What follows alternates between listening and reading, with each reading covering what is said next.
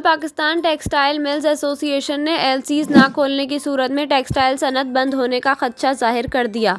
All Pakistan textile mills association की जानिब से वजीर खजाना को खत लिखा गया है, जिसमें कहा गया है कि कॉटन खत्म हो गई, बरामद करना चाहते हैं मगर एलसीज नहीं खोलने दी जा रही। एलसीज ना खोली गई तो टेक्सटाइल सनत बंद हो जाएगी। एप्टमा के patron in chief Gohar Ejaz ने कहा कि टेक्सटाइल बरामदात में माहाना $1 अरब की कमी हो रही है। अगर अब भी फैसला ना किया गया तो टेक्सटाइल बरामदात का हदफ हासिल नहीं हो सकेगा। टेक्सटाइल इंडस्ट्री की बंदिश से बेरोजगारी का तूफान आएगा।